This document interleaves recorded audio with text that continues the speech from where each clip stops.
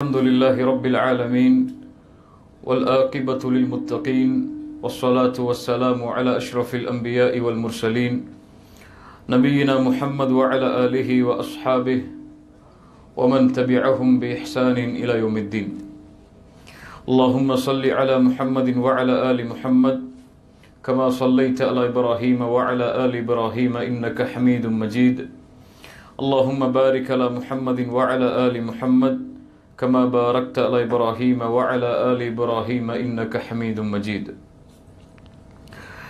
கண்ணியத்துக்குரிய அல்லாஹ்வின் அடியார்களே, அல்லாஹ் ரப்புல் ஆலமீன் எப்படி அவனுடைய அருளால் அவனுடைய நாட்டத்தால் அல்லாஹ் ரப்புல் ஆலமீன் இந்த இடத்திலே எம்மை ஒன்று சேர்த்தானோ அதுபோன்று அல்லாஹ் ரப்புல் ஆலமீன் எம்மை ஜன்னத்துல் ஃபிர்தௌஸில், அதிலும் குறிப்பாக அல்லாஹுடைய தூதர் முஹம்மது ரசூலுல்லாஹ் ஸல்லல்லாஹு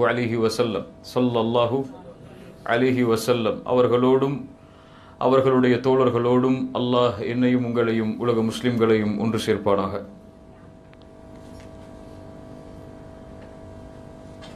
உம்ராவுடைய பயணம். உம்ரா என்றால் அரபி மொழியில் ஜியாரா என்று அர்த்தம். ஒரு இடத்திலிருந்து இன்னொரு இடத்தை நோக்கி செல்லுதலுக்கு அரபியில் உம்ரா என்று சொல்வார்கள். இஸ்லாமிய மார்க்கத்துடைய வழக்கத்தின்படி உம்ரா என்றால் அல்லாஹுடைய இல்லம் இருக்கக்கூடிய மக்காவை தரிசித்து அல்லாஹுடைய தூதர் ஸல்லல்லாஹு அலைஹி வஸல்லம் உம்ராவிற்கான காரியங்கள் என்று எதையெல்லாம் சொன்னார்களோ அவை அனைத்தையும் முழுமையாக எந்த குறையும் இல்லாமல் நிறைவேற்றுதல் தான் உம்ரா என்று இஸ்லாமிய வழக்கத்தில் சொல்லப்படும். அல்லாஹுடைய தூதர் ஸல்லல்லாஹு அலைஹி வஸல்லம் தன்னுடைய வாழ்நாளில் உயிரோடு வாழும்போது எத்தனை உம்ராக்கள் செய்திருக்கிறார்கள்? யாருக்கு தெரியும்? 4 உம்ராக்களை அல்லாஹுடைய தூதர் ஸல்லல்லாஹு அலைஹி வஸல்லம் செய்திருக்கிறார்கள். அதில் 3 அல்லாஹுடைய தூதர் ஸல்லல்லாஹு அலைஹி வஸல்லம் நேரடியாக செய்தது. 4வது, அதுதான் முதலாவது, அதை அல்லாஹுடைய தூதர் செய்யவில்லை. மக்கா காஃபிர்கள் தடுத்து விட்டார்கள். ஆனால் அல்லாஹ் அதனுடைய கூலியை கொடுத்து விட்டார். அதனால் அதுவும் சேர்த்து 4 உம்ராக்களை அல்லாஹுடைய தூதர் ஸல்லல்லாஹு அலைஹி வஸல்லம் தன்னுடைய வாழ்நாளில் செய்திருக்கிறார்கள். அதனால் உம்ரா எப்படி செய்ய வேண்டும் என்ற முறையை யாரிடத்திலிருந்து கற்றுக்கொள்ளலாம்? அல்லாஹுடைய தூதர் ஸல்லல்லாஹு அலைஹி வஸல்லம் அவங்களுடைய சொல்லிலிருந்து மட்டுமல்ல, அல்லாஹுடைய தூதர் 3 முறை உம்ரா செய்திருக்கிறார்கள். அந்த 3 முறையும் நமக்கு எடுத்து சொல்கிறது அல்லாஹுடைய தூதர் ஸல்லல்லாஹு அலைஹி வஸல்லம் எப்படி உம்ரா செய்தார்கள் என்று. எதையெல்லாம் உம்ராவில் செய்தார்கள், எதையெல்லாம் உம்ராவில் செய்யவில்லை என்று அல்லாஹுடைய தூதருடைய அந்த 3 உம்ராக்கள் எல்லா ஹதீஸ் கிரந்தங்களிலும் அப்படியே பதியப்பட்டிருக்கிறது. அதனால் எங்கும் நாம் போய் தேட வேண்டியதில்லை, யாரிடத்திலும் படிக்க வேண்டியதில்லை. அல்லாஹ்வுடைய தூதருடைய அந்த உம்ரா எப்படி செய்தார்கள் என்ற முறையை அறிந்து கொண்டாலே போதும் உம்ராவுடைய காரியங்களை செய்வது இலகுவாக இருக்கும். முதலாவதாக அல்லாஹ்வுடைய மார்க்கம் உம்ராவிற்கு கொடுக்கக்கூடிய முக்கியத்துவம் என்ன, சிறப்புகள் என்ன? அல்லாஹ்வுடைய தூதர் ஸல்லல்லாஹு அலைஹி வஸல்லம் சொன்னார்கள், அல் உம்ரத்து இலல் உம்ரா. ஒரு உம்ராவில் இருந்து இன்னொரு உம்ரா இடைப்பட்ட பாவங்களுக்கு பரிகாரமாக அமையும். ஒரு உம்ரா செய்து இன்னொரு உம்ரா செய்தால் அந்த 2 உம்ராவிற்கு இடைப்பட்டு நாம் செய்யப்படக்கூடிய பாவங்கள் முழுவதும் அல்லாஹ்விடத்திலே மன்னிக்கப்படும். அல்லாஹு அக்பர். அல்லாஹ்வுடைய தூதர் ஸல்லல்லாஹு அலைஹி வஸல்லம் மேலும் சொன்னார்கள், தாபிஉ பைனல் ஹஜ் வல் உம்ரா. ஹஜ்ஜையும் உம்ராவையும் தொடர்ச்சியாக செய்து கொண்டே இருங்கள். ஏன்? ஃபஇன்னஹுமா யன்ஃபியானி அல் ஃபக்ர வஸ்ஸுனூப். எல்லாருக்கும் செல்வந்தவனாகணும் ஆசை இருக்கா இல்லையா? இருக்கா? காசு நல்லா சம்பாதிக்கணும், அல்லாஹ் செல்வத்தில் பறக்க செய்யணும்னு சொல்லி அல்லாஹ்வுடைய தூதர் ஸல்லல்லாஹு அலைஹி வஸல்லம் சொன்னார்கள், ஹஜ்ஜையும் உம்ராவையும் தொடர்ச்சியாக செய்யுங்கள். ஏன்? அது வறுமையை நீக்கிவிடும், பாவத்தை முழுவதுமாக நீக்கிவிடும்.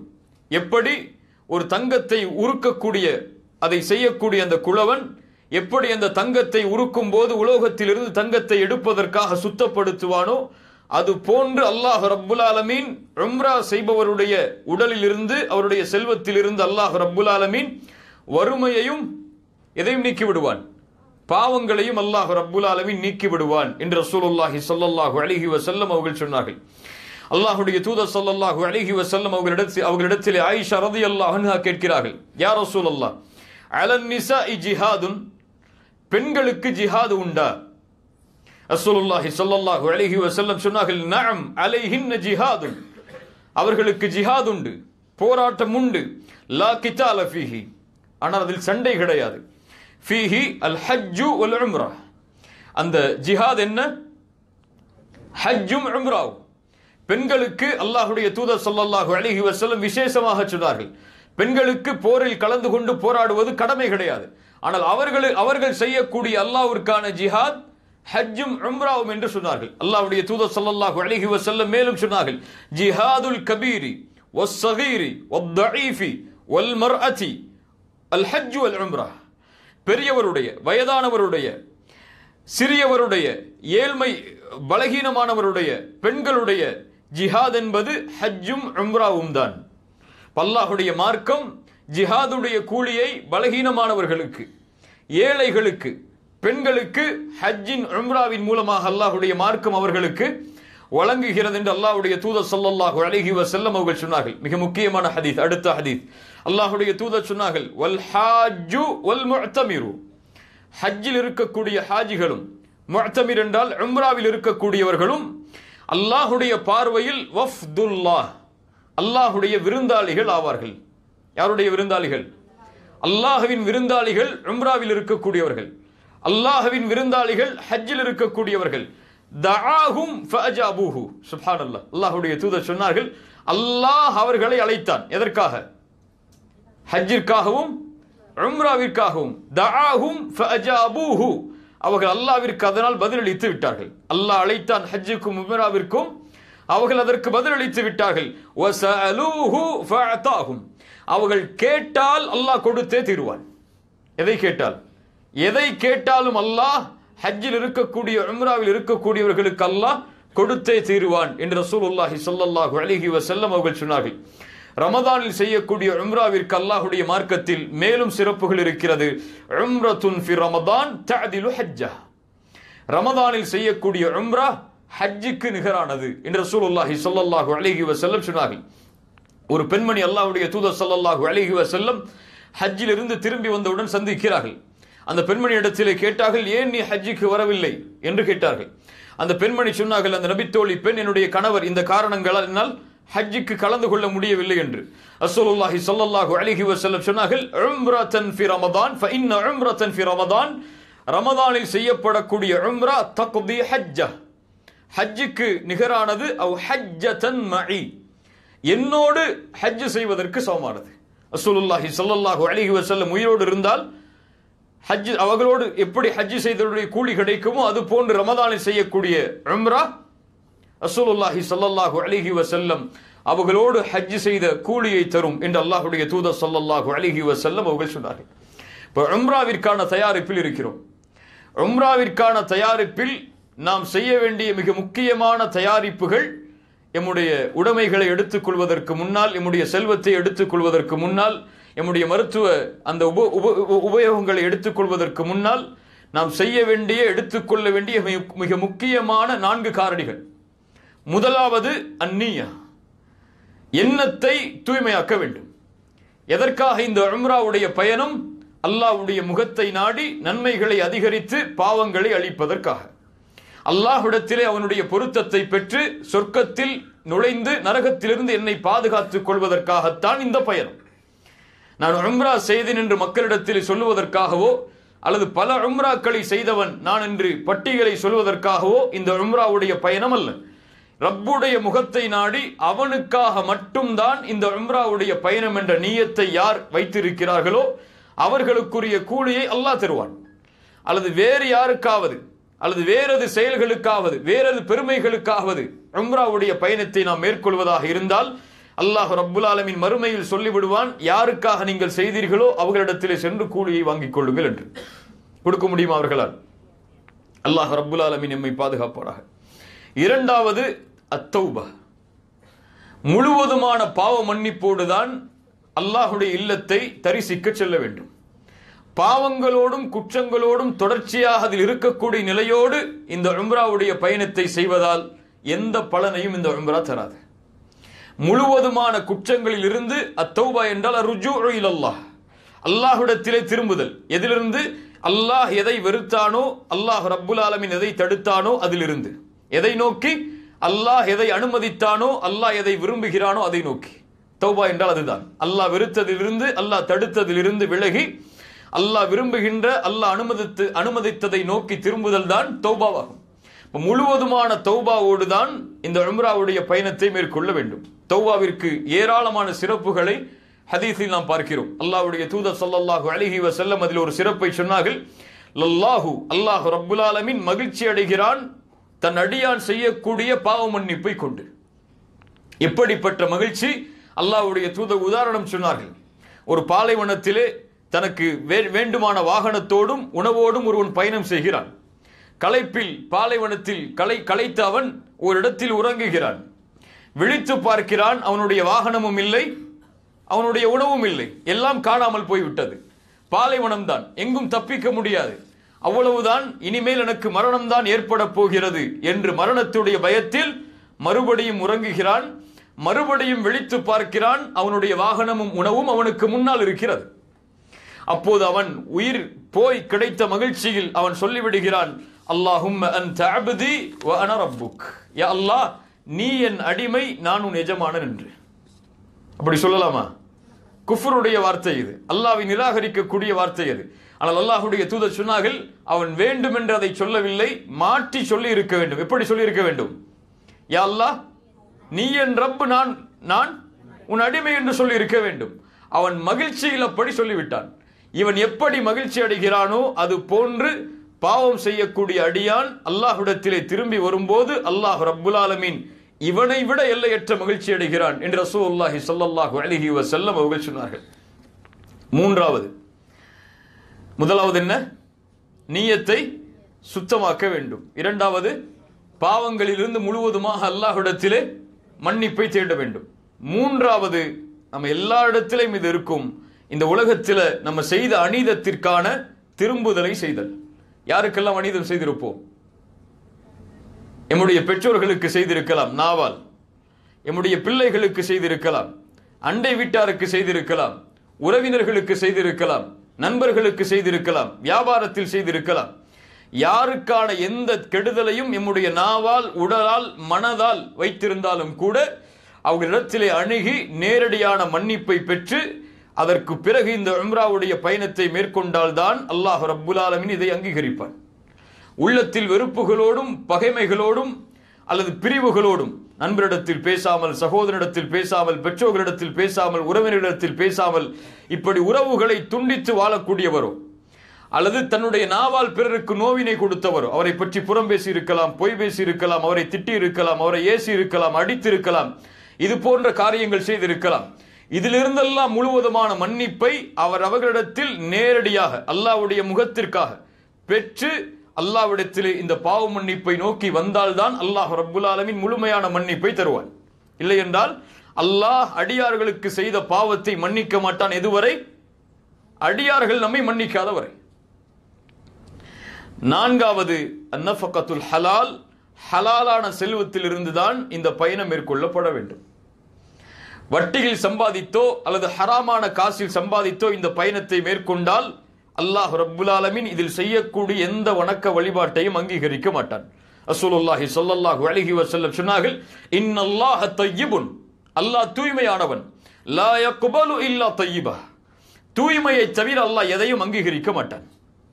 ரசூலுல்லாஹி ஸல்லல்லாஹு அலைஹி வஸல்லம் ஒரு குர்ஆனுடைய வசனத்தை ஓதினார்கள். அல்லாஹ் நபிமார்களுக்கு கட்டளை இட்டதைத்தான் முஃமின்களுக்கும் அல்லாஹ் கட்டளை இடுகிறான்.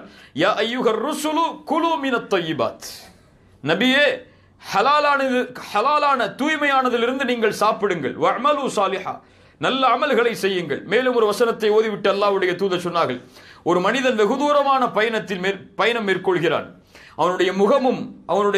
அவனுடைய முகமெல்லாம் தூசி படிந்து விடுகிறது, தலையெல்லாம் பரட்டையாகி விடுகிறது.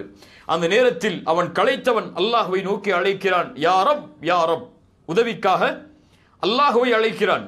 அல்லாஹ்வுடைய தூதர் ஸல்லல்லாஹு அலைஹி வஸல்லம் சொன்னார்கள், வமத்அமுஹு ஹராமுன் வமஷ்ரபுஹு ஹராமுன் வமல்பஸுஹு ஹராம் வல்மல்பஸுஹு ஹராமுன், அவன் குடித்த பானம் ஹராம், அவன் போட்டிருக்கக்கூடிய ஆடை ஹராம், அவன் சாப்பிட்ட சாப்பாடு ஹராம், அல்லாஹ் ரப்புல் ஆலமீன் அவன் வாழ்ந்த வாழ்க்கை ஹராம்.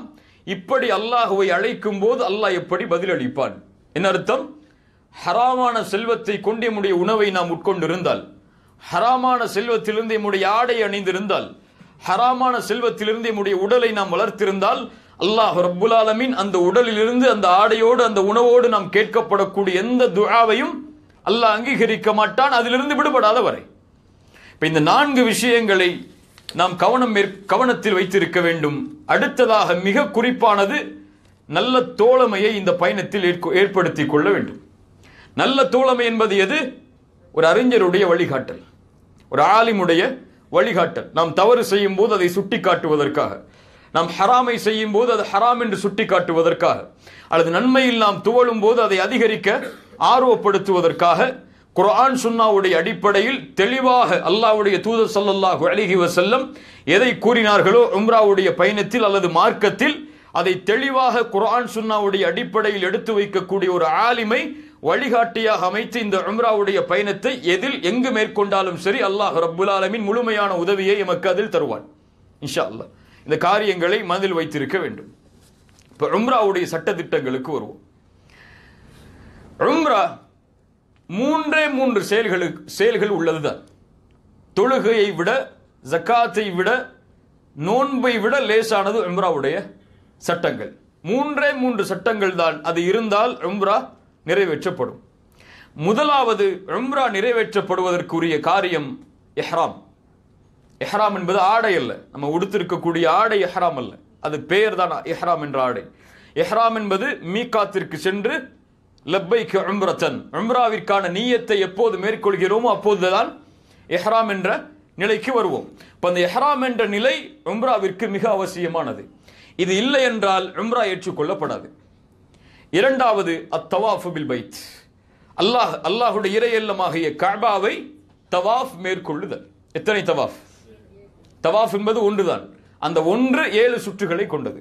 தவாஃப் என்பது ஒன்றுதான், அந்த ஒன்று 7 சுற்றுகளை கொண்டது. அப்ப தவாஃப் பில் பைத் அது ருக்குன், அது உம்ரா ஏற்றுக்கொள்ளப்படுவதற்குரிய நிபந்தனை. அது மூன்றாவது அஸ்ஸயு பைன ஸஃபா வல் மர்வா, மர்வாவுக்கும் சஃபாவிற்கும் இடையில் தொங்கோட்டம் 7 முறை ஓடுதல். இந்த 3 தான் உம்ராவுடைய காரியங்கள். இந்த 3 நிறைவேற்றப்படவில்லை என்றால் உம்ரா ஏற்றுக்கொள்ளப்படாது. புரியுதா? எந்த 3 எல்லாம்? எந்த 3 எல்லாம்? இஹ்ராம், இரண்டாவது தவாஃப், மூன்றாவது சஃபா மர்வா இடையில் சஇ செய்தல். இன்னும் சில அறிஞர்கள் தலைமுடியை மலித்தல் அல்லது குறைத்தல் என்று சொல்கிறார்கள். இருந்தாலும் இந்த 3 மிக முக்கியமானது. இது இல்லை என்றால் உம்ரா ஏற்றுக்கொள்ளப்படாது. இது இல்லாமல் எதை நாம் விட்டாலும் அதற்கு பரிகாரம் உண்டு.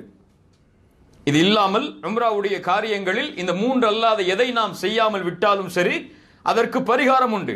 ஆனால் இந்த 3ஐ செய்யவில்லை என்றால் அந்த உம்ரா ஏற்றுக்கொள்ளப்படாது. மீண்டும் மறுபடியும் உம்ராவை முதலிலிருந்து ஆரம்பம் செய்ய வேண்டும். அதனால்தான் இது ருக்குன் என்று சொல்லுவார்கள். அர்கானுல் உம்ரா, உம்ராவுடைய ருக்குன்கள். இது இல்லை என்றால் உம்ரா ஏற்றுக்கொள்ளப்படாது. உம்ராவுடைய 2 வாஜிபுகள் உண்டு. இதை நிறைவேற்றுவதை தவறிவிட்டால் அதற்கு பரிகாரத்தை செய்து கொள்ளலாம். என்ன உம்ராவுடைய 2 வாஜிபுகள்? ஒன்று இஹ்ராம் மேற்கொள்ளுதல் மீகாத்துடைய எல்லையில் இருந்து. மீகாத்துடைய எல்லை என்று அல்லாஹ்வுடைய தூதர் ஸல்லல்லாஹு அலைஹி வஸல்லம் இந்தியா போன்ற பகுதிகளுக்கு எதை நிர்ணயித்தார்களோ அந்த பகுதியில் இருந்து இஹ்ராமுடைய நிலைக்கு மாறி லப்பைக் உம்ரத்தன் என்று சொல்லுதல் வாஜிப். அதை விட்டால் அதற்கு பரிகாரம் அல்லாஹ்வுடைய தூதர் ஸல்லல்லாஹு அலைஹி வஸல்லமால் சொல்லப்பட்டிருக்கிறது. இரண்டாவது வாஜிப் தலைமுடியை மலித்தல் அல்லது குறைத்தல். அதை மறந்தாலும் விட்டாலும் அதற்கு அல்லாஹ்வுடைய தூதர் ஸல்லல்லாஹு அலைஹி வஸல்லம் பரிகாரத்தை சொல்லி இருக்கிறார்கள். இப்ப 3 கடமைகள், 2 வாஜிபுகள். மற்ற எல்லாம் அல்லாஹ்வுடைய தூதர் ஸல்லல்லாஹு அலைஹி வஸல்லம் அவர்களால் சொல்லப்பட்ட சுன்னா. செய்தால் நன்மை, விட்டால் பாவம் கிடையாது. ஆனால் இந்த 5இல் 3ஐ விட்டால் உம்ரா ஏற்றுக்கொள்ளப்படாது. 2ஐ விட்டால் பரிகாரம் செய்து கொள்ளலாம். புரியுதா? உங்களுக்கு பிரசன்டேஷன் வரும்போது இன்னும் அழகா புரியும் இன்ஷா அல்லாஹ். இந்த தியரியை மட்டும் ஃபர்ஸ்ட் கேட்டுக்கோங்க இன்ஷா அல்லாஹ். இப்போ உம்ராவுடைய பயணத்தை எப்படி மேற்கொள்வது? முதலாவதாக உம்ராவுடைய பயணத்தை மீகாத்துடைய எல்லையிலிருந்து தான் ஆரம்பிக்க முடியும். ஆனால் இந்தியாவிலிருந்து பயணம் செய்யும் போது மீகாத்துடைய எல்லையில் இறங்கி எம்மால் மீகாத்துடைய எல்லையிலிருந்து இஹ்ராம் அணிய முடியாது. ஏன்? விமானம் பறக்கும் போது கீழே மீகாத்துடைய எல்லை இருக்கும். ஜித்தாவில் இறங்கினால் நம் மீகாத்தின் உள்ளே இறங்கியதாகத்தான் கருதப்படும். அதனால் அதற்கு முன்னதாகவே நாம் தயாரித்துக் கொள்ள வேண்டும். ஒருவேளை இங்கிருந்து மதீனா சென்றால் மதீனாவுடைய மீகாத்துடைய எல்லை வேறு. இந்தியாவிலிருந்து நேரடியாக ஜித்தாவுடைய பயணம் மேற்கொண்டால் எம்மால் மீகாத்தில் இறங்க முடியாது. மதீனாவிற்கு சென்றால் இங்கிருந்து இஹ்ராம் அணிய வேண்டிய என்ற அவசியம் இல்லை. மதீனாவிலிருந்து உள்ளே வரக்கூடிய மீகாத்துடைய எல்லை துல் ஹுலைஃபா. அல்லாஹ்வுடைய தூதர் ஸல்லல்லாஹு அலைஹி வஸல்லம் மதீனாவிலிருந்து மக்கா வரும் பொழுது மீகாத்துடைய எல்லை என்று நிர்ணயித்த அந்த எல்லையில் இஹ்ராமை அணிந்து கொள்ளலாம். நம்ம இங்கிருந்து நேரடியாக ஜித்தாவுக்கு பயணம் மேற்கொள்வதால் எம்முடைய எல்லை ஜித்தாவிற்கு முன்னதாகவே வந்துவிடும். அதனால் முன்னதாகவே இஹ்ராமுடைய காரியங்களை நாம் மேற்கொள்ள வேண்டும். குளிக்கலாம். இஹ்ராமிற்கு முன்னால் குளித்து உடலில் நறுமணம் பூசிக்கொள்ளலாம். ஆண்களாக இருந்தாலும் சரி, பெண்களாக இருந்தாலும் சரி. ஆண்கள் உடலில் நறுமணம் பூசலாம். அது நறுமணம் வெளிப்பட்டாலும் பரவாயில்லை. இஹ்ராமுடைய ஆடை அணிந்ததற்கு பிறகு வெளிப்பட்டாலும் பரவாயில்லை. பெண்கள் நறுமணம் பூசலாம் உடலில், ஆனால் நறுமணம் வெளிப்படக்கூடாது. நறுமணம் இல்லாத நறுமணங்கள் ஏதாவது இருந்தால், வாசம் வராத நறுமணங்கள் ஏதாவது இருந்தால் அவர்கள் அதை பயன்படுத்திக் கொள்ளலாம். குளித்து சுத்தம் செய்து யாராக இருந்தாலும் சரி, குளிப்பு கடமையான ஹைதுடைய நிலையில் இருக்கக்கூடிய பெண்களாக இருந்தாலும் சரி, அவர்களும் உம்ராவுடைய பயணத்தை மேற்கொள்வதாக இருந்தாலும் குளிப்பது அல்லாஹ்வுடைய தூதர் ஸல்லல்லாஹு அலைஹி வஸல்லம் அவர்களால் சொல்லப்பட்ட சுன்னாவாகும். குளித்து சுத்தம் செய்து இஹ்ராமுடைய ஆடையை அணிந்து கொள்ளலாம். இஹ்ராமுடைய ஆடை என்பது தைக்கப்படாத, அதாவது மூளைகள் தைக்கப்படாத ஆடை. தைக்கப்படாத ஆடை இஹ்ராம் என்று சொல்ல முடியாது. ஏனென்றால் இஹ்ராமுடைய துணி என்னதான்? தைக்கப்பட்டதான், நூலால் கோர்க்கப்படாத, இரண்டும் ஒன்று சேர்க்கப்படாத, இரண்டு மூளைகளும் ஒன்று சேர்க்கப்படாத ஆடையை ஆண்கள் கீழ் ஒரு துண்டு மேல் ஒரு துண்டாக அணிந்து கொள்ள வேண்டும். பெண்களை பொறுத்தவரை பெண்களுக்கு இஹ்ராம் கிடையாது. எதுதான் இஹ்ராம்? அவர்கள் எதை ஆடையாக அணிகிறார்களோ, அந்த ஆடையின் மேல் எதை ஹிஜாபாக அணிகிறார்களோ அவர்களுடைய ஆடை தான் இஹ்ராம். இதை ஆண்கள் செய்து கொள்ள வேண்டும், பெண்களும் செய்து கொள்ள வேண்டும். இஹ்ராமை அணிந்தவுடன் 2 ரக்அத் தொழ வேண்டும் என்பதெல்லாம் அல்லாஹ்வுடைய தூதர் ஸல்லல்லாஹு அலைஹி வஸல்லம் அவர்களால் சொல்லப்பட்ட சுன்னா கிடையாது. இஹ்ராமிற்கென்று தனிப்பட்ட தொழுகை கிடையாது.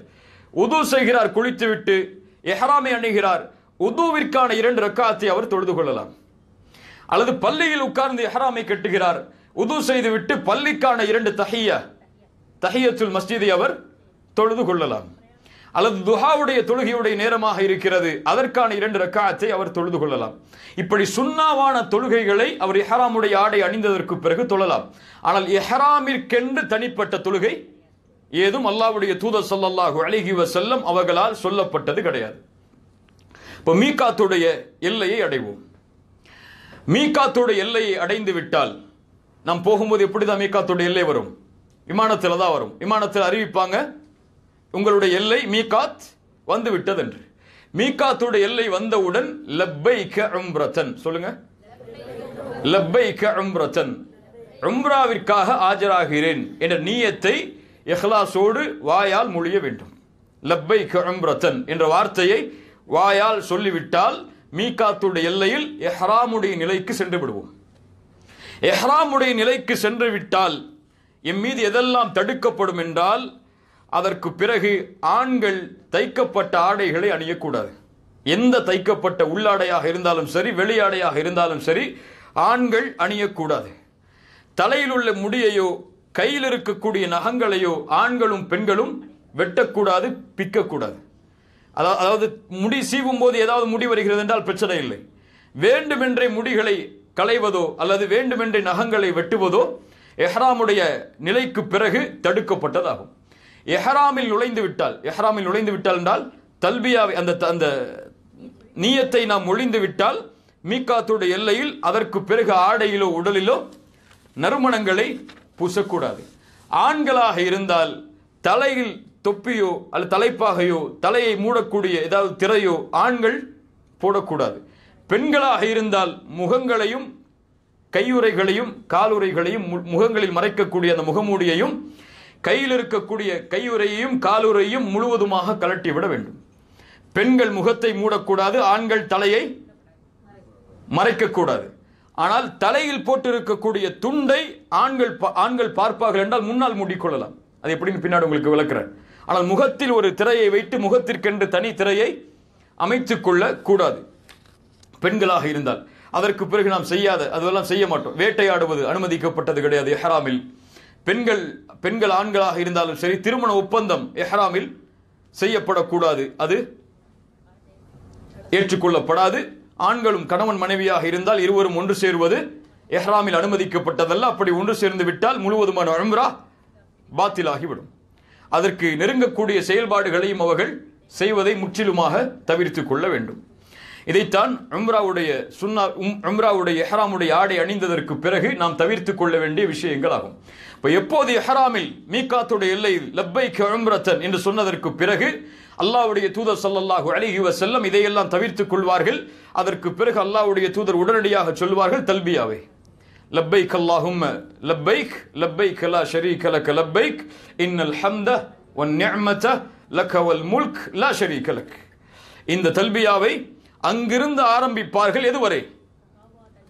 ரசூலுல்லாஹி ஸல்லல்லாஹு அலைஹி வஸல்லம் மஸ்ஜிதுல் ஹராமில் நுழையும் வரை, மக்காவில் இருக்கக்கூடிய அல்லாஹ்வுடைய இல்லத்தில் நுழையும் வரை நாவில் தல்பியாவை மொழிந்து கொண்டே இருப்பார்கள். ஆண்கள் தங்களுடைய குரல் கண்ணியத்தோடு மென்மையோடு அவர்கள் தல்பியாவை வாயால் மொழியலாம் வெளிப்படையாக. பெண்கள் வெளிப்படையாக மொழியக்கூடாது, மனதில் தான் அவர்கள் மொழிந்து கொள்ள வேண்டும். பெண்களுடைய சப்தம் அவுரா, மறைக்கப்பட வேண்டியது. அதனால் பெண்கள் சப்தம் இல்லாமல் தான் சொல்ல வேண்டும். ஆண்கள் தல்பியாவை மொழிந்து கொண்டே இருக்க வேண்டும். எதுவரை? மஸ்ஜிதுல் ஹராமில் அவர்கள் நுழையும் வரை, ஆண்களும் பெண்களும். மஸ்ஜிதுல் ஹராமில் நுழைந்தவுடன் தல்பியாவை நிறுத்திக் கொள்ள வேண்டும். மஸ்ஜிதுல் ஹராமில் நுழையும் போது, அல்லாஹ்வுடைய இல்லத்தில் நுழையும் போது பிஸ்மில்லாஹ் என்று கூறி வலது காலை வைத்து வஸ்ஸலாத்து வஸ்ஸலாமு அலா ரசூலில்லாஹ் அஊது பில்லாஹில் அஸீம் வபிவஜ்ஹில் கரீம் வசுல்தானிஹில் கதீம் மினஷ் ஷைத்தானிர் ரஜீம் அல்லாஹும்ம ஃப்தஹ் லி அப்வாப் ரஹ்மத்திக். அந்த துஆ உங்களுடைய புத்தகத்தில் இருக்கும். அதை பார்த்தோ மனனம் செய்தோ பள்ளியில் நுழையக்கூடிய அந்த துஆவை ஓதி வலது காலை வைத்து உள்ளே நுழைய வேண்டும். இப்போ உள்ளிருந்து நேராக எங்கே செல்லுவோம்? காபாவை பார்ப்பதற்காக, தவாஃபை மேற்கொள்வதற்காக. இப்போ நுதுக் மீகாத்துடைய எல்லையில் லப்பைக் உம்ரத்தன் என்ற நியத் வைத்து தல்பியாவை ஓதி மஸ்ஜிதுல் ஹராமில் வந்து வலது காலை உள்ளே வைத்து துஆவை ஓதி நேரடியாக காபாவிற்கு சென்று தவாஃபை மேற்கொள்வோம். தவாஃப் உம்ராவில் ஒரு தவாஃப் தான், தவாஃபுல் குதூம் என்று சொல்வார்கள். அதை தவாஃபுல் குதூம் 7 சுற்றுகளை கொண்டது. ஒரு தவாஃப் 7 சுற்றுகளை உள்ளடக்கியது. ஒரு நபர் 4 சுற்றுகளை சுற்றிவிட்டு நான் தவாஃப் செய்தேன் என்று சொன்னால் ஏற்றுக்கொள்ளப்படுமா? முடியாது. ஒரு நண்பர் இருந்தார், தவாஃபை அதிகமாக செய்து கொள்ள வேண்டும் என்று சென்று வந்தார். எத்தனை தவாஃப் செய்தீர்கள் என்று கேட்டேன். அவர் சொன்னார் 10 தவாஃப் செய்தேன் என்று. 10 தவாஃபை எப்படி அரை மணி நேரத்தில் செய்ய முடியும் என்று, 10 சுற்று தானே என்று சொன்னார். அவருக்கு தெரியவில்லை ஒரு தவாஃப் என்பது 7 சுற்றுகள் சுற்ற வேண்டும் என்று. இப்போ ஒரு தவாஃப் 7 சுற்றுகளை உள்ளடக்கியது. அல்லாஹ்வுடைய இல்லத்தில் நுழைந்தவுடன் காபாவிற்கு நேரடியாக சென்று தவாஃபை மேற்கொள்ள ஆரம்பிக்க வேண்டும். தவாஃபை எங்கிருந்து தொடங்க வேண்டும்? ஹஜருல் அஸ்வத், அந்த கல்லை உங்களுக்கு காட்டுற அந்த ஹஜர் அஸ்வதுடைய கல்லில் இருந்து, அதான் தவாஃபை துவங்கக்கூடிய எல்லை. ஹஜர் அஸ்வதுடைய கல்லில் இருந்து தவாஃபை துவங்க வேண்டும். துவங்குவதற்கு முன்னால் ஆண்கள் இஹ்ராமுடைய ஆடையில் செய்ய வேண்டியது வலதுகரம் தெரியும்படியாக இஹ்ராமுடைய ஆடையை மாற்றிக்கொள்ளுதல். அது எப்படி சொல்றேன் உங்களுக்கு. வலதுகரம் முழுவதுமாக தெரியும்படியாக, இடதுகரத்தில் இங்க இருக்கும் காபா, நம்முடைய இடதுபுறம் தான் காபா இருக்கும் தவாஃப் செய்யும் போது. வலதுபுறத்துடைய கரம் முழுவதுமாக தெரியும்படியாக இஹ்ராமுடைய ஆடையை ஆண்கள் மாற்றிக்கொள்ள வேண்டும். தவாஃபை ஆரம்பிக்கும் போது ஹஜர் அஸ்வதில் இருந்து ஆரம்பிக்க வேண்டும். இது ரசூலுல்லாஹி ஸல்லல்லாஹு அலைஹி வஸல்லம் முதல் சுன்னா. இரண்டாவது சுன்னா, ஆண்கள் வலதுபுறம் தெரியும்படியாக தங்களுடைய ஆடைகளை மாற்றிக்கொள்ள வேண்டும். மூன்றாவது சுன்னா, முதல் சுற்றிலும் இரண்டாவது சுற்றிலும் மூன்றாவது சுற்றிலும் ஆண்கள் ரமத் வேகமாக கொஞ்சம் தங்களுடைய எட்டுகளை எடுத்து வைக்க வேண்டும். கொஞ்சம் குதிச்சு முடிஞ்சால், கூட்டம் இல்லாத நிலை இருந்தால் அப்படி செய்யலாம். கூட்டம் இருக்கக்கூடிய நிலையில் அப்படி செய்ய வேண்டும் என்ற அவசியம் கிடையாது. ஆனால் ரசூலுல்லாஹி ஸல்லல்லாஹு அலைஹி வஸல்லம் உடைய சுன்னா முதல் 3 சுற்றுகள் கொஞ்சம் வேகமாக ஆண்கள் ரமல் செய்ய வேண்டும். பெண்கள் இயற்கையாக எப்போது நடக்குவது போல அப்படித்தான் அவர்கள் நடந்து வர வேண்டும். இது மூன்றாவது சுன்னா. 3 சுற்றுகளில் 7 சுற்றுகளில் முதல் 3 சுற்றுகளில் கொஞ்சம் வேகமாக ஆண்கள் எட்டுகளை எடுத்து வைக்க வேண்டும். 4வது சுன்னா, ஹஜர் அஸ்வத் கல்லை முத்தமிடுதல் அல்லது தொட்டு முத்தமிடுதல், நேரடியாக முத்தமிடுதல் அல்லது தொட்டு முத்தமிடுதல், இல்லை என்றால் கைகளால் சைகை செய்தல். இது 4வது சுன்னா. ஹஜல் அஸ்வதுடைய கல்லை தொட வேண்டும் என்பதற்காக அங்கே சண்டையிடுவதோ முட்டி மோதி உள்ளே போவதோ அல்லாஹ்வுடைய தூதர் ஸல்லல்லாஹு அலைஹி வஸல்லம் அவர்களால் அனுமதிக்கப்பட்டதல்ல. நம்முடைய அறிஞர்கள் எப்படி சொல்கிறார்கள் பாருங்கள். இப்னு பாஸ் ரஹிமஹுல்லாஹ் அவர்கள் சொல்கிறார்கள், ஹஜல் அஸ்வதுடைய கல்லை தவாஃபுடைய நேரத்தில் தொடுவது சுன்ன முஅக்கதா, அல்லாஹ்வுடைய தூதரால் கட்டாயப்படுத்தப்பட்ட சுன்னாதான். ஆனால் யாருக்கு முடியுமோ அவர் செய்யலாம், யாருக்கு முடியாதோ அல்லது கூட்டம் அதிகமாக இருந்தால் மக்களை பிளந்து மக்களுக்கு சிரமம் கொடுத்து அந்த ஹஜல் அஸ்வதுடைய கல்லை முத்தமிடுவதோ தொடுவதோ அல்லாஹ்வுடைய தூதரால் வழிகாட்டப்பட்ட சுன்னா கிடையாது. மேலும் சொல்கிறார்கள் இப்னு உஸைமின் ரஹிமஹுல்லாஹ், பலர் எண்ணிக்கொள்கிறார்கள் ஹஜல் அஸ்வதுடைய கல்லுக்கு எந்த முக்கியத்துவம் இல்லை, அதை தொட வேண்டாம், அதை முத்தம் கொடுக்க வேண்டாம் என்று அவர்கள் பொடுபோக்காக இருக்கிறார்கள். அப்படி இருப்பதற்குரிய காரியம் அல்ல அது. ஹஜல் அஸ்வது கல்லை முடிந்தால் முத்தமிட வேண்டும், முடிந்தால் தொட வேண்டும், முடிந்தால் சைகை செய்ய வேண்டும். இது அல்லாஹ்வுடைய தூதர் ஸல்லல்லாஹு அலைஹி வஸல்லம் அவர்களால் வழிகாட்டப்பட்ட சுன்னாதான். ஆனால் கூட்டம் அதிகமாக இருக்கக்கூடிய நேரத்தில் சுன்னாவை செய்ய போகிறோம் என்று மனிதர்களுக்கு நாம் நோவினை செய்துவிடக் கூடாது. அல்லாஹ்வுடைய தூதர் ஸல்லல்லாஹு அலைஹி வஸல்லம் உமர் இப்னுல் கத்தாபிற்கு சொல்லுவார்கள். உமர் யார்? ரலியல்லாஹு அன்ஹு, இரண்டாவது இஸ்லாமியுடைய கலீஃபா அவர்களுக்கு சொல்லுவார்கள், யா உமர் இன்னக ரஜுலுன் கவி, நீ பலமுள்ள மனிதன், நீ மக்களுக்கு நோவினை செய்து விடாதே. பலகீனமான மக்கள் தவாஃபில் இருக்கும்போது ஹஜரை தொடப்போகிறோம், கல்லை தொடப்போகிறோம் என்று உமரே, நீ பலமுள்ள மனிதன், நீ மக்களுக்கு நோவினை செய்து விடாதே என்று சொல்லுவார்கள். சுப்ஹானல்லாஹ். பெண்கள் குறிப்பாக ஆண்களை முந்தியோ அல்லது முட்டியோ எப்படியாவது ஹஜருல் அஸ்வத் கல்லை தொட வேண்டும் என்று என்ன கூட செய்து விடாதீர்கள், அது பாவமாக ஆகிவிடும். ஆண்களை முட்டி மோதி உள்ளே சென்று ஹஜல் அஸ்வது கல்லை தொட வேண்டும் என்பது. ஆயிஷா ரலியல்லாஹு அன்ஹா அவர்களிடத்திலே அவர்கள் தவாஃபில் இருக்கும்போது அவர்களுடைய வேலையால் வருகிறார்கள். வந்து சொன்னார்கள், என்னுடைய தாயே ஆயிஷா அவர்களே, நான் தவாஃபை மேற்கொள்ளப் போகிறேன், 2-3 முறையாவது ஹஜல் அஸ்வதுடைய கல்லை தொடப் போகிறேன். ஆயிஷா ரலியல்லாஹு அன்ஹா சொன்னார்கள், லா அஜரகில்லா, லா அஜரகில்லா, அல்லாஹ் உனக்கு கூலி தர மாட்டான். ஆண்களும் பெண்களும் இருக்கக்கூடிய நேரத்தில் ஆண்களை நீ முந்த போகிறாயா என்று சொன்னார்கள். வெட்கத்தோடு கண்ணியத்தோடு பரிவோடு அந்த இடத்திலே பெண்கள் நடந்து கொள்ள வேண்டும். ஆண்கள் வந்தால் கொஞ்சம் தங்களுடைய கைகளை ஒதுக்கிக் கொள்ள வேண்டும். ஆண்களை முட்டியோ மோதியோ சென்று ஹஜல் அஸ்வதுடைய கல்லை தொட வேண்டும் என்ற எந்த அவசியமும் அங்கே கிடையாது. இப்போ ஹஜல் அஸ்வதுடைய கல்லிலிருந்து தவாஃபை ஆரம்பிக்க வேண்டும். ஆரம்பிக்கும் போது வலது கரத்தை முடிந்தால் தொட்டு அல்லது முத்தமிட்டு, முடியவில்லை என்றால் தூரத்தில் இருக்கிறோம் என்றால் ஹஜல் அஸ்வது கல்லை நோக்கி ஒரே ஒரு கையை, பலர் காட்டுவது போல இப்படி காட்டுவாங்க, இப்படியெல்லாம் காட்டுவதற்கு ரசூலுல்லாஹ்வுடைய அனுமதி கிடையாது. ஒரே ஒரு கையை மட்டும், வலது கரத்தை மட்டும் காட்டி பிஸ்மில்லாஹி அல்லாஹு அக்பர் அல்லது அல்லாஹு அக்பர் எதுவாக இருந்தாலும் சரி, பிஸ்மில்லாஹி அல்லாஹு அக்பர் என்று சைகை செய்து முதல் தவாஃபை ஆரம்பிக்க வேண்டும். தவாஃபில் ஆண்கள் வலது கரத்தை முழுவதுமாக வெளிப்படுத்த வேண்டும். முதல் சுற்றுகளில் வேகமாக ஓட வேண்டும். முதல் தவாஃப் ஹஜல் அஸ்வதுடைய கல்லிலிருந்து தொடங்கும். காபாவிற்கு 4 மூலைகள். ஹஜல் அஸ்வத் ஒரு மூலையில் இருக்கிறது. இன்னொரு மூலையை தொடுவோம், அடுத்த மூலையை தொடுவோம், அடுத்த மூலைக்கு வருவோம், 3வது மூலை, 4வது மூலை ஹஜல் அஸ்வத். 3வது மூலை தான் ருக்னுல் யமானி என்று அழைக்கப்படும். யமன் தேசத்தை நோக்கி இருக்கக்கூடிய அந்த பகுதி. அந்த ருக்னுல் யமானியை முடிந்தால் தொட வேண்டும். ரசூலுல்லாஹி ஸல்லல்லாஹு அலைஹி வஸல்லம் சுன்னா. ஆனால் அங்கே நின்று சைகை காட்டுவதெல்லாம் கூடாது. முடிந்தால் அந்த ருக்னுல் யமானியை தொடலாம். ருக்னுல் யமானிக்கும் ஹஜல் அஸ்வதுக்கும் 3வது மூலை 4வது மூலை, தொடங்கிய மூலைக்கு வருவோம். 3வது மூலையிலிருந்து 4வது மூலைக்கு வரும்போது ரசூலுல்லாஹ்வுடைய சுன்னா, ரப்பனா ஆதினா ஃபித் துன்யா ஹஸனா வ ஃபில் ஆখিরাতি ஹஸனா வ கினா அதாபன்னார். எல்லாருக்கும் மனனமான துஆ தானே. இந்த துஆவை ருக்னுல் யமானிக்கும் ஹஜல் அஸ்வதுக்கும் இடையில் ஓதுவது ரசூலுல்லாஹி ஸல்லல்லாஹு அலைஹி வஸல்லம் அவர்களுடைய சுன்னா. ஆனால் தவாஃபிற்கு எந்த ஒரு துஆவும் கிடையாது. ரசூலுல்லாஹ்வால் அனுமதிக்கப்பட்டதால் முதல் தவாஃபிற்கு ஒரு துஆ, 2வது தவாஃபிற்கு இன்னொரு துஆ, 3வது தவாஃபிற்கு, 4வது தவாஃபிற்கு, 5வது தவாஃபிற்கு என்று பல துஆவுடைய புத்தகத்தில் கூட எழுதி வைத்திருப்பார்கள். அதெல்லாம் ரசூலுல்லாஹி ஸல்லல்லாஹு அலைஹி வஸல்லம் அவர்களால் சுன்னாவின் அடிப்படையில் சொல்லப்பட்ட துஆக்கள் கிடையாது. தவாஃபில் எதை வேண்டுமானாலும் ஓதிக்கொள்ளலாம், எதை வேண்டுமானாலும் பிரார்த்தனை செய்து கொள்ளலாம். முடிந்த அளவு உங்களுடைய உள்ளத்தால் துஆ செய்யுங்கள். புத்தகத்தை பார்த்து, அரபி வாசகத்தை பார்த்தெல்லாம் துஆ செய்ய வேண்டும் என்ற அவசியம் அங்கே கிடையாது. அந்த அரபியில் என்ன இருக்குன்னு உங்களுக்கு தெரியாது, அப்படியா இல்லையா? அல்லது அந்த துஆவில் என்ன புரிகிறது என்றெல்லாம் தெரியாது. அல்லது யாராவது அங்கே துஆ கேட்டுக் கொண்டிருப்பார்கள், ஆமீன் எல்லாம் சொல்லாதீர்கள். ஏன் அவர் என்ன துஆ கேட்கிறார் என்று உங்களுக்கு எதற்கு ஆமீன் சொல்லுகிறேன் என்று தெரியாமல் அல்லாஹ் எப்படி இந்த துஆவை அங்கீகரிப்பான்? ரசூலுல்லாஹி ஸல்லல்லாஹு அலைஹி வஸல்லம் சொன்னார்கள், அல்லாஹ் ரப்புல் ஆலமீன் மறைவான உள்ளத்திலிருந்து வரக்கூடிய பிரார்த்தனையை அங்கீகரிக்க மாட்டான். என்ன அர்த்தம்?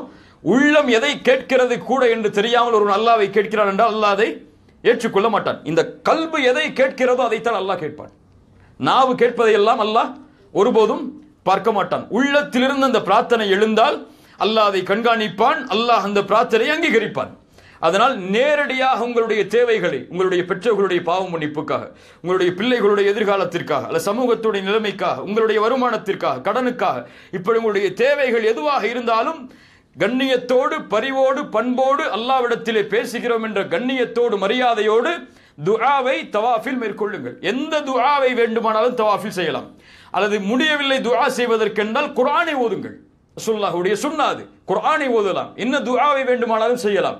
ஒரே ஒரு துஆ தவாஃபில் ரசூலுல்லாஹ்வால் அனுமதிக்கப்பட்டது. ருக்குனுல் யமானியில் இருந்து ஹஜ்ருல் அஸ்வத் வரை நடக்கும்போது ரப்பனா அத்தினா ஃபித் துன்யா ஹஸனா வ ஃபில் ஆখিরাতি ஹஸனா வ கினா அஸாபன் நார். இதுதான் தவாஃபுடைய சுன்னத்துகளாம். இதான் தவாஃப். 7 முறை இப்படி சுற்றி வர வேண்டும். ஒவ்வொரு முறையும் ஹஜ்ருல் அஸ்வத் வரும்போது வலது கரத்தை காட்டி அல்லாஹு அக்பர் என்று கூறி இரண்டாவது தவாஃப், இரண்டாவது சுற்று, மூன்றாவது சுற்று, நான்காவது சுற்று, ஐந்தாவது சுற்று, ஆறாவது சுற்று, ஏழாவது சுற்று எங்க முடியும்? ஹஜ்ருல் அஸ்வதுடைய கல்முடி. இப்ப தவாஃபுடைய காரியம் முடிவடைந்தது. மீகாத்தில் தல்பியா கூறுவோம், மீகாத்தில் நியத்தை மேற்கொண்டு தல்பியாவை ஓதி வருவோம், பள்ளியில் நுழைவோம், தவாஃபை செய்வோம். அடுத்த உம்ராவுடைய காரியம். அதற்கு முன்னால் தவாஃபில் வரக்கூடிய மிக முக்கியமான பிரச்சனைகள் என்னென்ன பிரச்சனைகள் எல்லாம் தவாஃபில் வரும் என்றால், தவாஃப் செய்து கொண்டிருக்கும் போது தொழுகை ஆரம்பிக்கப்படும். சில நேரங்களில் துஹர் வக்தோ, அசர் வக்தோ, மகரிபுடைய வக்தோ, இஷாவுடைய வக்தோ தவாஃப் செய்து கொண்டிருக்கும் போது வரும். என்ன செய்வது? தொழுகை நடந்து கொண்டிருக்கும் போது தவாஃப் செய்ய வேண்டுமா? கிடையாது, அனுமதிக்கப்பட்டது கிடையாது. அதான் சொல்லிவிட்டால் தொழுகைக்காக தொழுகை ஆரம்பிக்கப்படக்கூடிய நிலை வந்தால் தவாஃபை அந்த இடத்தில் நிறுத்திக் கொள்ள வேண்டும். நிறுத்திக் கொண்டு முழுவதுமான தொழுகையை தொழுதுவிட்டு மீண்டும் அதே இடத்திலிருந்து தவாஃபை துவங்கலாம். மறுபடியும் ஃபர்ஸ்ட்ல இருந்து வரணும்லாம் கிடையாது. 7 ரவுண்ட் முடிக்கலன்னு சொல்லி எந்த இடத்தில் விட்டோமோ அந்த இடத்தில் துவங்க வேண்டும். அப்படி தொழுகை ஆரம்பிக்கப்படுகிறது என்றால் ஆண்கள் செய்ய வேண்டிய வேலை தவாஃபில் வலதுகரம் தெரிகிறது. என்ன செய்யணும்? வலதுகரம் தெரியும் நிலையில் அந்த தோல் பூஜம் தெரியக்கூடிய நிலையில் தொழுவதை அல்லாஹ்வுடைய தூதர் அனுமதிக்க கிடையாது. அந்த தவாஃபுல் குதூம்ல தவாஃப் செய்யும் போது தவிர உடலுடைய எந்த உறுப்புகளும் தெரியக்கூடாது. சில பேர் பார்த்தீங்கன்னா தவாஃபுடைய மேல் அந்த இஹ்ராமுடைய மேல் துண்டை களத்தில் போட்டிருப்பாங்க, தலையில போட்டிருப்பாங்க, அல்லது இப்படி சுத்தி போட்டிருப்பாங்க. அப்படிலாம் போடக்கூடாது. உடல் அவுரா, ஆண்கள் இருக்கிறார்கள், பெண்கள் இருக்கிறார்கள், அவர்களுக்கு முன்னால் அவுரா வெளிப்படக்கூடாது. முழுவதுமான இஹ்ராமுடைய ஆடையை, முழுவதுமான உடலை மறைக்க வேண்டும். தவாஃபில் மட்டும்தான் வலதுகை தெரிய வேண்டும். தவாஃப் நிறுத்தப்பட்டு விட்டு தொழுகை ஆரம்பிக்கப்பட்டது என்றால் தொழுகைக்காக மூடிவிட்டு தவாஃபை மறுபடியும் ஆரம்பிக்கும் போது வலது கரத்தை தெரித்துக் கொள்ள வேண்டும்.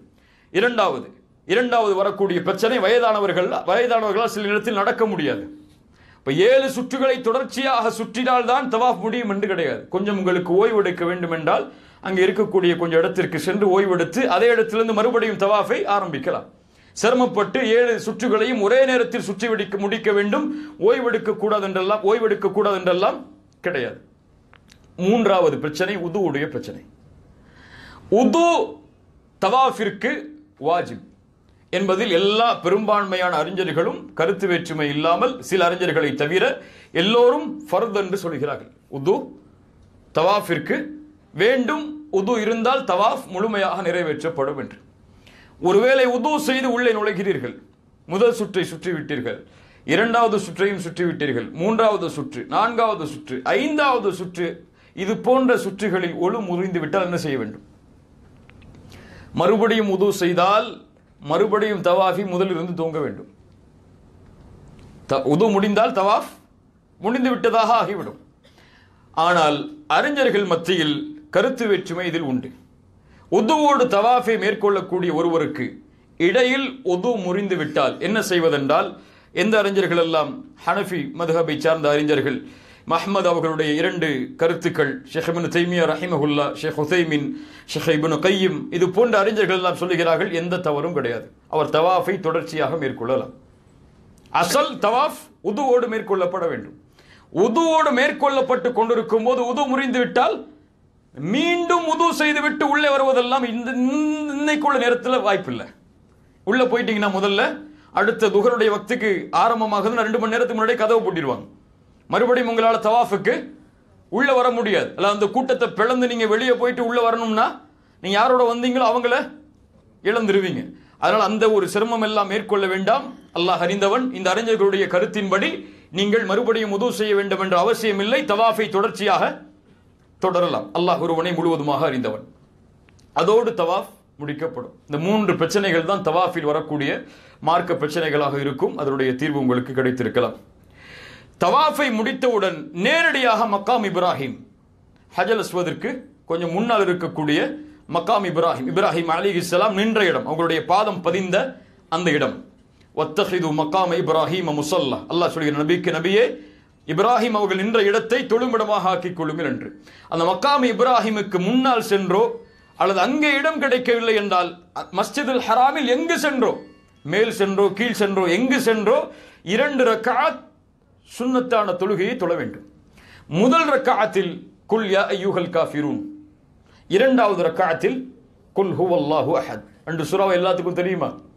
தெரியாதவங்க போறதுக்கு முன்னாடியே மனப்பாடம் பண்ணிருங்க, அல்லது மனப்பாடம் பண்ண முயற்சி எடுத்திருக்க. குல் யா அய்யுஹல் காஃபிரூன் முதல் ரக்அத்தில், இரண்டாவது ரக்அத்தில் குல் ஹுவல்லாஹு அஹத். சூரத்துல் இக்லாஸை ஓதி 2 ரக்அத் தொழ வேண்டும். 2 ரக்அத் தொழுததுக்கு பிறகு அங்க உட்கார்ந்து துஆ செஞ்சுட்டு வரக்கூடாது. ஏன் மக்கள் தவாஃபுக்கு கஷ்டமாயிரும். உடனடியாக அந்த இடத்திலிருந்து கலைந்து நேரடியாக சஃபா மர்வா இருக்கக்கூடிய சை செய்யக்கூடிய இடத்திற்கு செல்ல வேண்டும். அது பக்கத்தில் தான் இருக்கும் உங்களுக்கு. போகும்போது ரசூலுல்லாஹ்வுடைய சுன்னா தவாஃபை முடித்து மக்காம் இப்ராஹிமை முடித்து ஜம்சம் நீரை அருந்த வேண்டும். எவ்வளவு முடியுமோ அவ்வளவு ஜம்சம் நீரை தவாஃபை முடித்து மக்காம் இப்ராஹிமில் 2 ரக்அத் தொழுததற்கு பிறகு அருந்த வேண்டும். ஜம்சம் நீர் பரக்கத்தான நீர். ஜம்சம் நீர் நோய்க்கு நிவாரணை உண்டு, பசிக்கு நிவாரணை உண்டு. எதை நினைத்து நாம் அருந்துகிறோமோ அதனுடைய அல்லாஹ் ரப்புல் ஆலமீன் அதை அங்கீகரிப்பான் என்று ரசூலுல்லாஹி ஸல்லல்லாஹு அலைஹி வஸல்லம் அவர்களுடைய ஜம்சம் நீருடைய சிறப்புகளை குறித்த ஹதீஸ்கள் ஏராளம் உண்டு. இப்போ சஃபாவுடைய ஜம்சம் நீரை அறிந்ததற்கு பிறகு சை செய்யக்கூடிய இடத்திற்கு செல்வோம். சஃபாவுடைய மலை தென்படும். சஃபாவுடைய மலை இப்போதெல்லாம் முழுவதுமாக தென்படாத அதனுடைய பகுதிகள் தான் அங்கே வைக்கப்பட்டிருக்கும். முடிந்த அளவு அந்த பகுதியில் ஏற வேண்டும். ஏறும்போது இன்ன ஸஃபா வல் மர்வத மின் ஷஆயிரில்லாஹ் என்று ஆரம்பிக்கக்கூடிய குர்ஆனுடைய அந்த வசனத்தை ஓத வேண்டும். முடிந்தவர்கள் பார்த்து ஓதுங்கள், முடியாதவர்கள் இன்ன ஸஃபா வல் மர்வத மின் ஷஆயிரில்லாஹ் என்ற வசனத்தை மட்டும் ஓதினால் போதுமானது. ஓதிவிட்டு அப்தஉ பிமா பத அல்லாஹு பிஹி, அல்லாஹ் எதை கொண்டு ஆரம்பித்தானோ அதை கொண்டு நானும் ஆரம்பிக்கிறேன். அதெல்லாம் அந்த துஆ புக்கில் இருக்கும், அதை பார்த்து சொன்னா கூட பிரச்சனை கிடையாது. அல்லாஹ் எதை கொண்டு ஆரம்பித்தானோ அதை கொண்டு நானும் ஆரம்பிக்கிறேன். அல்லாஹ் எதை கொண்டு ஆரம்பித்தான்? இன்ன ஸஃபா வல் மர்வா, சஃபாவை கொண்டு அல்லாஹ் ஆரம்பிக்கிறான். இப்ப சஃபாவை கொண்டு நானும் ஆரம்பிக்கிறேன் என்று கூறி அந்த வசனத்தை ஓதியதற்கு பிறகு அல்லாஹ்வுடைய தூதர் ஸல்லல்லாஹு அலைஹி வஸல்லம் ஓதிய திக்ரை ஓதுவது சுன்னah. என்ன திக்ர்? லா இலாஹ இல்லல்லாஹ் வல்லாஹு அக்பர், லா இலாஹ இல்லல்லாஹு வஹ்தஹு லா ஷரீக லஹ், லஹுல் முல்கு வ லஹுல் ஹம்து வ ஹுவ அலா குல்லி ஷைஇன் கதீர், லா இலாஹ இல்லல்லாஹு வஹ்தஹு அன்ஜஸ வஅதஹு வ நஸர அப்தஹு வ ஹஸபல் அஹ்ஸாப வஹ்தஹு. இந்த திக்ரை ஓதுவது அங்கே இருக்கும், மனப்பாடம் செஞ்சு கொள்ளுங்க, உங்களுக்கு சொல்லி தராங்க போகும்போது. இந்த திக்ரை நீங்கள் ஓத வேண்டும். ஓதியவுடன் துஆ செய்ய வேண்டும். எவ்வளவு முடியுமோ அவ்வளவு துஆ செய்ய வேண்டும். ரசூலுல்லாஹி ஸல்லல்லாஹு அலைஹி வஸல்லம் நீண்ட நேரம் துஆவில் ஈடுபட்டிருக்கிறார்கள். துஆ முடித்ததற்கு பிறகு கலைந்து விடக்கூடாது. மீண்டும் இந்த திக்ரை ஓத வேண்டும். இதே திக்ரை மீண்டும் ஓத வேண்டும். மீண்டும் துஆ செய்ய வேண்டும். 3வது முறை இந்த திக்ரை ஓத வேண்டும். ஓதியதற்கு பிறகு அந்த இடத்திலிருந்து கலைந்து விட வேண்டும். கலைந்து எங்கே, எதை நோக்கி செல்ல வேண்டும்? மர்வாவுடைய மலையை நோக்கி செல்ல வேண்டும். சஃபாவில் இருந்து கிளம்பி மர்வா வரை கிளம்பி செல்லும் போது எந்த ஒரு தனிப்பட்ட துஆவும் குர்ஆனுடைய ஆயாவும் ரசூலுல்லாஹ்வால் அனுமதிக்கப்பட்ட முறையில் இல்லை. ரசூலுல்லாஹி ஸல்லல்லாஹு அலைஹி வஸல்லம் வேண்டும் என்ற திக்ரை ஓதுமாறு கட்டளையிட்டார்கள். வேண்டும் என்ற குர்ஆனுடைய வசனத்தை ஓதலாம். சைக்கு எந்த ஒரு தனிப்பட்ட திக்ரும் குர்ஆனுடைய வசனமும் கிடையாது. சஃபாவிலிருந்து கிளம்பி மர்வாவுக்கு செல்லும் போது இடையில் ஒரு பச்சை லைட்டு போட்டிருப்பாங்க. அந்த இடம் தான் ஹாஜரா அலைஹிஸ்ஸலாம் ஓடிய இடம், தொங்கோட்டம் ஓடிய இடம். அந்த இடத்தில் ஆண்கள் கொஞ்சம் வேகமாக ஓட வேண்டும். ஓடணும்னு சொல்லிட்டு ஓட்டப்பந்தயம் வச்சிடக்கூடாது. எவ்வளவு கொஞ்சம் வேகமா எட்டுகளை வைக்க முடியுமோ அவ்வளவு வேகமா எட்டுகளை வச்சு அந்த பச்சை கிரீன் வரும்பொழுது கடந்து செல்லும். பெண்கள் ஓடக்கூடாது. பெண்கள் ஓடக்கூடாது, நடந்துதான் செல்லணும், அது அவுரா, அது பாதுகாக்கப்பட வேண்டிய அவுரா. பெண்கள் ஓடக்கூடாது. இப்போ ஆண்கள் கொஞ்சம் வேகமாக அந்த பச்சை லைட் இருக்கக்கூடிய இடத்துக்கு போகணும். அது கடந்ததுக்கு பிறகு மீண்டும் நடக்க ஆரம்பிச்சிடணும். மறுபடியும் கொஞ்சம் தூரம் போனால் மருவாவுடைய மலை வரும். மருவாவுடைய மலையில் ஏறும்போது மீண்டும் இன்ன சஃபா வல் மருவத மின் ஷஆயிரில்லாஹ் என்ற குர்ஆனுடைய வசனத்தை ஓதி, எதை சஃபாவில் செய்தோமோ அதை மருவாவில் மீண்டும் அதே திக்கரை ஓதி துஆ செய்து, அதே திக்கரை ஓதி துஆ செய்து, அதே திக்கரை ஓதி அங்கிருந்து களைய வேண்டும். சஃபாவில் எதை செய்தோமோ அதே மருவாவில் மீண்டும் மருவாவிலிருந்து சஃபாவிற்கு வரும்போது அதை பச்சை லைட் வரும். அப்போ ஆண்கள் ஓடணும், பெண்கள் நடந்து வரணும். அதுக்கு பிறகு சஃபாவுடைய மலை வரும். முதலில் சஃபாவிலிருந்து ஆரம்பித்து மருவா, மருவாவிலிருந்து ஆரம்பித்து சஃபா, சஃபாவிலிருந்து ஆரம்பித்து மருவா, மருவாவிலிருந்து ஆரம்பித்து சஃபா, அதற்கு பிறகு மருவா, சஃபா, மருவா. 7வது சுற்று எங்கு முடியும்? மருவாவில் முடியும். சஃபாவில் ஆரம்பித்த தொங்கோட்டம் 7வது முறையாக எங்கு முடியும்? மருவாவில் முடியும். மருவாவில் முடிந்தவுடன் சஅயுடைய கடமை முடியும். சஅயுடைய கடமை முடிந்ததற்கு பிறகு ஆண்களும் பெண்களும் செய்ய வேண்டிய வாஜிப் என்ன வாஜிப்? தலைமுடியை மழித்தல் அல்லது குறைத்தல். பெண்களாக இருந்தால் இந்த விரல் அளவிற்கு, விரலுடைய இந்த அளவிற்கு முடியை எடுத்து கத்தரிக்க வேண்டும். ஆண்கள் முழுவதுமாக தலையை மலித்தால் அல்லாஹ்வுடைய தூதர் ஸல்லல்லாஹு அலைஹி வஸல்லம் 2 முறை அவர்களுக்காக பிரார்த்தனை செய்தார்கள். தலையை வெட்டினால் முழுவதுமாக, கொஞ்சம் இங்கே கொஞ்சம் இங்கே கொஞ்சம் கொஞ்சம் வெட்டுறதுக்கு ரசூலுல்லாஹ்வால் அனுமதிக்கப்பட்டதல்ல. அதுவெல்லாம் கேலி செய்ததாக ஆகிவிடும் சில. அதனால் முழுவதுமான குறைப்பை செய்ய வேண்டும் அல்லது முழுவதுமாக தலைமுடியை மழித்து கொள்ள வேண்டும். இதுதான் உம்ராவுடைய கடமை. இப்போ தலைமுடியை மழித்தவுடன் உம்ரா நிறைவேறிவிடும். இஹ்ராமுடைய ஆடையிலிருந்து நாம் வெளியேறி விடலாம். இஹ்ராமுடைய இங்கிலிருந்து வெளியேறி விடலாம். இஹ்ராமுடைய ஆடையில் எதுவெல்லாம் தடுக்கப்பட்டது அதுவெல்லாம் அனுமதிக்கப்பட்டதாக மாறிவிடும் அதற்கு பிறகு. இப்போ இதான் உம்ராவுடைய கடமைகளாக அல்லாஹ்வுடைய தூதர் முஹம்மது ரசூலுல்லாஹ் ஸல்லல்லாஹு அலைஹி வஸல்லம் அவர்களால் வரையறுக்கப்பட்ட சுன்னாவான செயல்பாடுகள் ஆகும். இதில் ஏதாவது சந்தேகம் இருக்கா?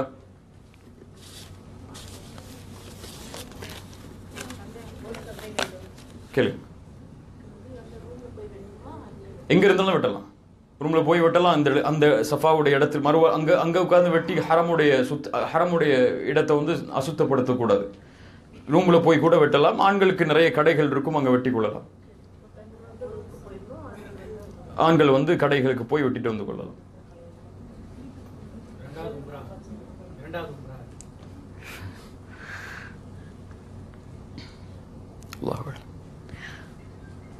தொடர்ச்சியாக உம்ரா செய்வது,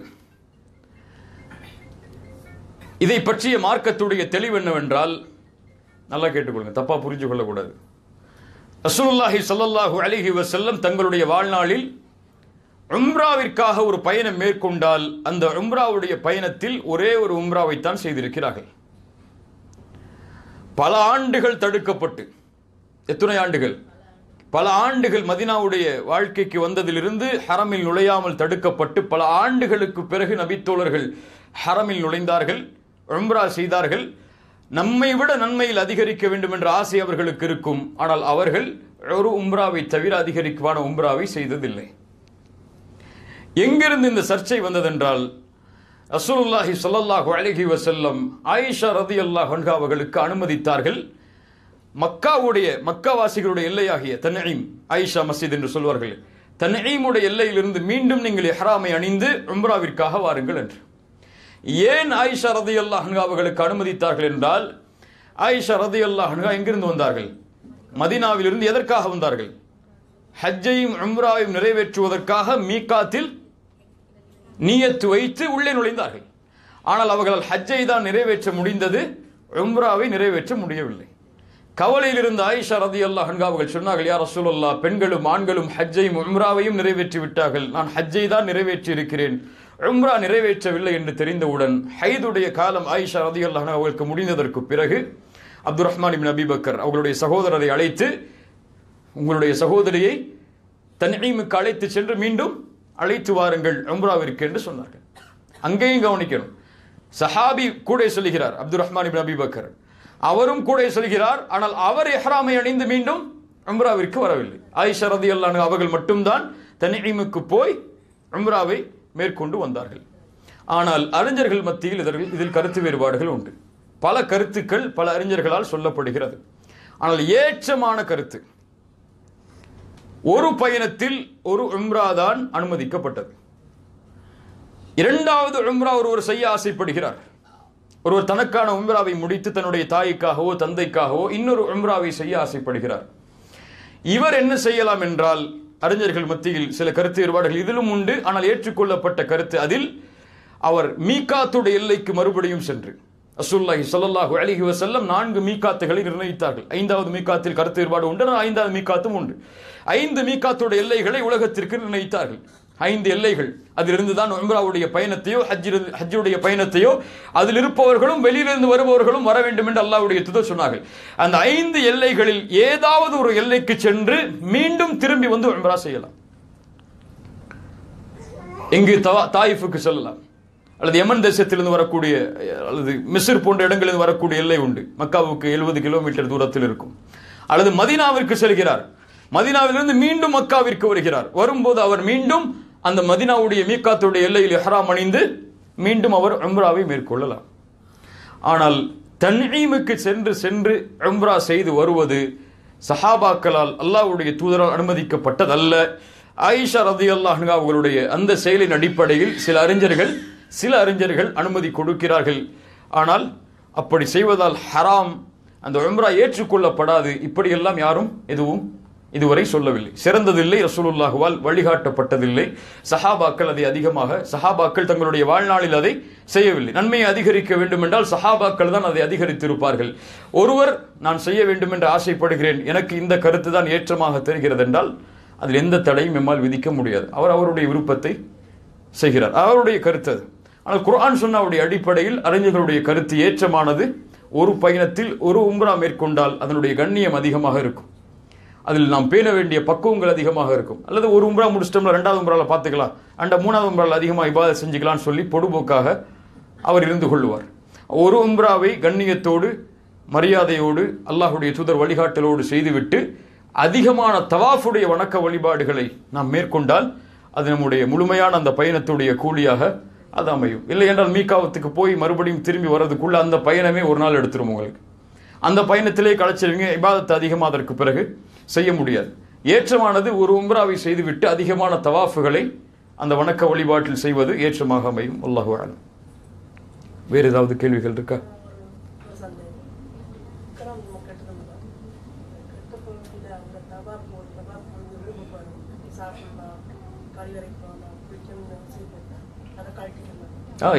இஹ்ராமுடைய ஆடையை நீங்கள் இப்போ இங்கேருந்து கிளம்பி ஜித்தாவுக்கு போவோம். ஜித்தாவுக்கு போய் நேரடியாக நம்ம ஹரமில் நுழைஞ்சிட மாட்டோம், ஹோட்டலுக்கு தான் போவோம். இப்போ ஹோட்டலுக்கு போய் நீங்கள் குளிச்சு கொள்ளலாம், மறுபடியும் ஆடைகளை களைஞ்சிட்டு. ஆனால் அதே ஹராமுடைய ஆடை அணியணும், வேறு ஹராமுடைய ஆடைகளை மாற்றிக்கொள்ளலாம். ஆனால் அந்த ஹராம் மேலேயும் கீழே தான் இருக்கணும். தைக்கப்பட்ட ஆடைகளை ஆண்கள் அணியக்கூடாது, பெண்களுக்கு எந்த நிபந்தனையும் கிடையாது. அவர்கள் குளிச்சு கொள்ளலாம், ஆடைகளை மாற்றிக்கொள்ளலாம் அந்த ஹராமுடைய நிலையில். அவர்கள் அதற்கு பிறகு அதை ஆமாம். வேறு ஏதாவது?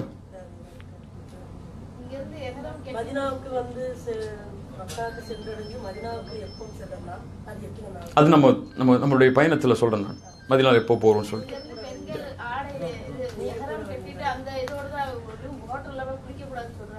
அப்படிலாம் இல்லை, குளிச்சு கொள்ளலாம்.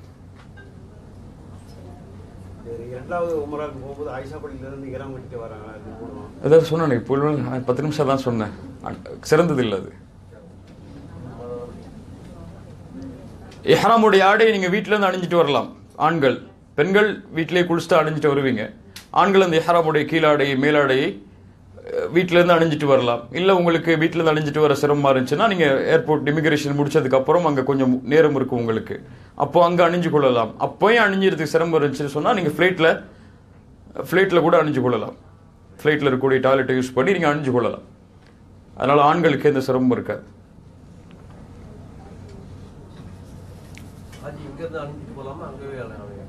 இல்லை, எங்கே இருந்தாலும் அணிஞ்சு கொள்ளலாம். ஆனால் மீகாத்துக்கு முன்னாடி இஹ்ராமுடைய ஆடையில் இருக்கணும். அதுதான் இஹ்ராம். நீங்கள் வீட்டிலேருந்து அணிஞ்சு போகணுங்கிறது முறை கிடையாது. நமக்கு இஹ்ராமை மீகாத்தில் இறங்கி அணிய முடியாது.